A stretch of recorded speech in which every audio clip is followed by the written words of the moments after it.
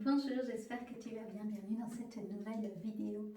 Dans cette vidéo-ci, je vais te partager un conseil que j'aurais aimé avoir à l'époque où j'ai vécu une crise personnelle, un chaos intérieur, et j'en ai vécu plusieurs ces dernières années. Je t'en parlais dans une autre vidéo pour que tu puisses savoir un peu le type de crise personnelle que j'ai été amenée à expérimenter, ce que ça a pu m'apprendre. Donc dans cette vidéo-ci, un conseil pour toi si actuellement tu traverses une crise personnelle, du chaos, parfois qui se voit d'abord à l'extérieur, un événement extérieur qui vient remuer toute une série de choses à l'intérieur de toi, ou alors peut-être à l'extérieur de toi ça a l'air d'aller, mais à l'intérieur tu sens qu'il y a quelque chose qui ne va pas, tu as un mal-être intérieur, peut-être une sensation de vide ou de passer à côté de ta vie. Quand on vit du chaos, c'est vraiment des périodes pas faciles. Donc déjà, avant de te donner mon conseil que j'aurais voulu avoir il y a des années, la première chose, c'est vraiment, je t'invite à surtout faire appel à de l'aide si c'est trop compliqué. Si c'est trop compliqué pour toi de faire face toute seule ou tout seul à tout ce que ça peut soulever en toi, cette crise, cette période de chaos intérieur. Donc vraiment, fais appel à de l'aide, c'est important. Maintenant, mon conseil, c'est d'expérience. J'ai vécu plusieurs crises personnelles et des moments chaotiques. D'expérience, quand on vit ce genre de choses, on a tellement d'inconfort, on a beaucoup parfois de stress, beaucoup de questionnements qui viennent de stress et on se sent souvent seul et perdu. Et on veut trouver des réponses à nos questions, on veut trouver des solutions pour diminuer la souffrance. Et donc très souvent, ce que l'on fait, c'est qu'on commence à chercher de l'aide, ce qui est très positif, mais parfois, on cherche de l'aide tout azimut. En réalité, ce qui se passe, c'est qu'on s'agite. On s'agite à l'intérieur et donc c'est très inconfortable de sentir qu'il y a de l'agitation à l'intérieur, du stress qui augmente. Et donc, ce qu'on va faire, c'est à l'extérieur commencer à activer plein de choses. Et parfois, on peut penser que ça peut être aidant, mais dans une certaine mesure, oui, ça peut l'être. Faire appel à de l'aide, c'est très important. Mais quand ça part dans tous les sens, ça peut être antiproductif. Je t'explique et je te donne une image tout de suite pour étayer ce que je t'expose là. Donc imagine que tu es dans ton environnement, il se passe quelque chose, un événement extérieur qui crée du chaos à l'extérieur ou un mal-être intérieur où tu sens qu'il y a des choses à changer. Mais il y a un état de panique, en tout cas, un état de chaos, un état de panique qui est présent. Ce que tu vas faire naturellement, c'est avoir envie de quitter cette situation et donc tu as l'image, pour te donner une métaphore, une image de quelqu'un qui du coup se met à courir et qui veut le plus rapidement quitter cette situation, s'éloigner de cette situation. Elle va commencer à courir très vite. Le problème quand on court vite, c'est qu'on ne se rend pas compte, on a beaucoup moins de conscience sur qu'est-ce qui est réellement en train de se passer, déjà à l'intérieur de moi, et qu'est-ce qui se passe ou dans quel décor je cours. On n'a plus la conscience de quel est mon environnement, quelles sont les personnes qui m'entourent, quelles sont parfois même les habitudes, les actions que je mets en place et que je fais. Est-ce que ce sont toutes des choses qui peuvent réellement m'aider à sortir de cet état de mal-être, de chaos intérieur? Ok. Et donc si tu cours très vite, tu es moins connecté à ce que tu ressens réellement et du coup tu es moins en conscience de savoir quels sont tes besoins réels. Hein? Est-ce que tu réponds à tes besoins primaires déjà, les besoins de ton corps physique, donc manger, boire, respirer, j'aurais dû commencer par respirer, hein? Respirer, boire, manger, dormir. Ça, c'est 4 choses qui sont importantes de mettre de la conscience là-dessus pour voir est-ce que tu prends soin de ton corps physique. Mais si tu cours et que tu t'agites et qu'en fait ton mental est très en stress, tu as tendance à te couper de tes ressentis, donc de tes besoins, hein, et également tu cours de plus en plus vite parfois aussi pour ne pas sentir tes émotions. Donc tu ne prends pas soin de ton corps émotionnel. Quand je dis tu ne prends pas soin, c'est pas pour faire culpabiliser. Hein. Sache que je l'ai fait, toutes ces choses-là, je les fais, je te les partage avec beaucoup d'amour.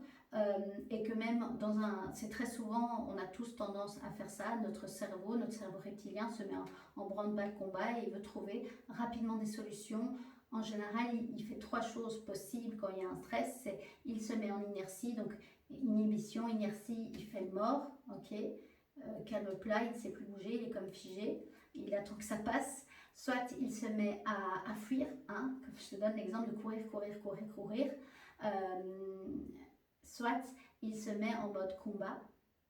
Et donc quand tu vis un chaos intérieur, tu peux vraiment passer par différents stades. Tu peux d'abord être dans une phase d'inertie totale, en état de choc, tu ne sais pas quoi faire, tu as l'impression que ton monde s'écroule, mais après souvent il y a une phase où soit tu fuis et tu veux te mettre dans un déni, te couper tes émotions, faire des fuites, on peut appeler des fuites, hein, dans le faire, d'activer beaucoup de choses pour ne pas ressentir, hein. Aussi bien activer des thérapies dans tous les sens, aller vouloir trouver des médiums ou d'autres personnes qui vont te donner leurs solutions, mais pas forcément celles qui vont répondre à tes propres besoins, tes besoins réels. Une fuite spirituelle aussi, hein, aller beaucoup, alors méditer non, ça te ramène bien si tu fais des bonnes méditations, mais plus justement aller voir d'autres personnes ou aller chercher dans les vies antérieures ce qui a pu se passer pour pouvoir régler ton problème. Je n'ai rien contre toutes ces pratiques, évidemment moi c'est des choses que j'ai aussi expérimentées comme je te l'ai dit, mais quand c'est dans un excès, en réalité c'est une fuite spirituelle, ok. Combattre, ça peut être de nouveau de s'agiter dans tous les sens et d'être plus dans le faire. Donc soit tu as l'inertie, tu ne fais rien, tu es figé, ok, souvent quand il y a un état de choc, mais la fuite ou le combattre, c'est qu'il y a beaucoup de faire, tu es dans l'action, dans le faire, mais sans même te poser la question sur qu'est-ce qui se passe actuellement, qu'est-ce que je ressens pour prendre soin de ton corps émotionnel et pouvoir libérer les émotions qui sont là, qui sont présentes, hein, qui sont souvent des réminiscences d'anciens souvenirs, on en parlera dans une autre vidéo. Et donc, tu cours tellement, tu t'agites tellement, tu veux tellement trouver de solutions que tu ne prends pas, souvent, on ne prend pas vraiment soin de son corps physique. Et pourtant, c'est deux choses primordiales. Le corps mental aussi est important de prendre conscience des pensées qui nous habitent, des croyances qu'on continue à croire, des croyances limitantes, et aussi avoir des moments pour décharger le corps mental, donc d'exprimer ce qu'on ressent, de mettre des mots sur ce qui se passe dans notre tête, parce que quand on ne prend pas le temps de le faire, parce qu'on est tellement occupé à courir et à s'agiter dans tous les sens, qu'il y a une accumulation de pensées et à force peut-être ça peut déclencher de l'anxiété et des crises d'anxiété. Ok ?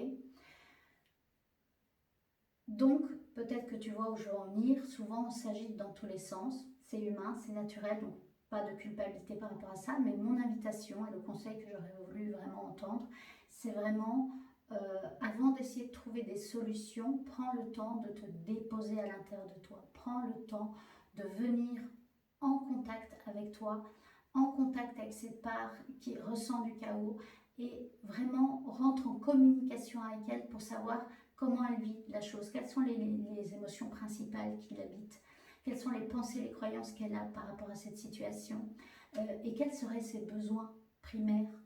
Est-ce que les besoins primaires sont honorés, ok? Et pour pouvoir ressentir, c'est important de se déposer. Et donc, pour pouvoir se déposer et rentrer en relation avec soi, concrètement, comment on fait? On ralentit, ok? On ralentit. Donc, concrètement, ok, comment ralentir? Déjà, prévois du temps dans ton agenda. Du temps où tu sais que ces moments-là, c'est un moment que tu vas prendre en conscience avec toi-même pour aller ressentir, faire un état des lieux. D'accord? À nouveau, si c'est trop souffrant de rentrer en contact avec toi, que tu n'y arrives pas, qu'il y a quelque chose tu n'y arrives pas, tu auras envie, mais tu n'y arrives pas, pas de culpabilité. Certainement que celle-là, tu as besoin d'un coup de pouce, d'un thérapeute, d'une thérapie pour t'aider, en tout cas d'une personne ressource pour que tu puisses sentir de la sécurité à le faire. Ok?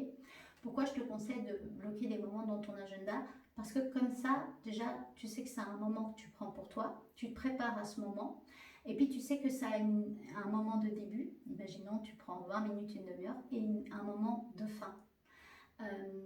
Et c'est plus facile du coup de se plonger dans cet exercice-là, puisque tu sais qu'après une demi-heure ou une heure, tu peux clôturer ce moment de relation en conscience profonde et faire d'autres choses.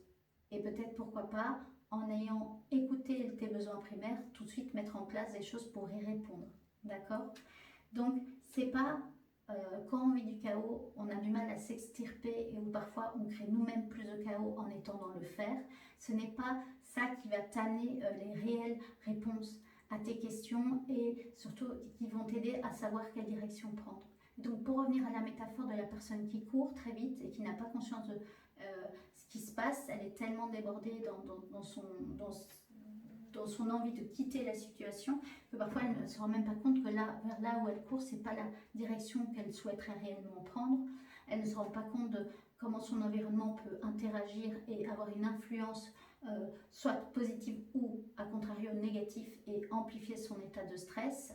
Et puis surtout, elle n'a pas conscience qu'il y a possiblement des redirections possibles.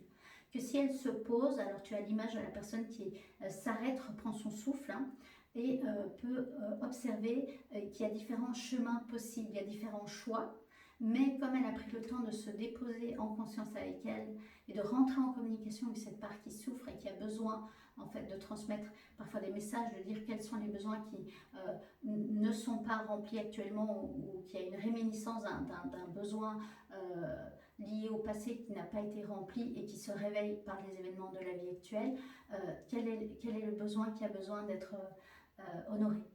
Et une fois que tu auras cette conscience-là, ce sera beaucoup plus facile pour toi de mettre en place des actions plus cohérentes pour répondre à tes besoins primaires et importants, pour retrouver plus de calme, plus de paix, ok.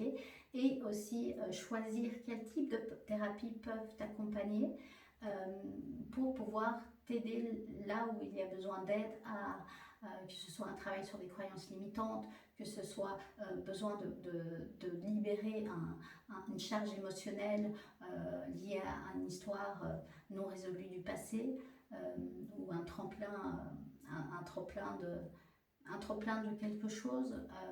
Voilà, donc mon conseil c'est, si jusqu'à maintenant tu t'agites dans tous les sens, c'est ok, c'est comme ça aussi qu'on apprend, et on apprend toujours, on reçoit toujours des infos, mais parfois on reçoit tellement d'infos que ça nous noie encore plus dans des informations et on est encore plus perdu qu'avant.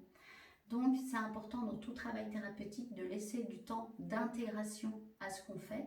Ça c'est un autre conseil. Et de nouveau, le temps d'intégration, qu'est-ce que c'est en réalité? C'est ralentir pour laisser le travail œuvrer jusqu'au bout. Donc mon invitation vraiment, tu l'auras compris, ralentis, mets du temps dans ton agenda pour prendre des contacts en conscience avec ta part qui souffre. Et si tu n'y arrives pas, active tes contacts, demande des noms de bons thérapeutes, de psychologues, de thérapeutes, de psychiatres selon là où tu en es, pour te faire accompagner. Voilà. Je te dis à très vite dans une prochaine vidéo. Je vais un peu t'expliquer quel type de crise personnelle j'ai pu traverser et pourquoi pas te partager quelques prises de conscience ou conseils supplémentaires. D'ici là, prends bien soin de toi. Je te dis à très vite. Bye bye.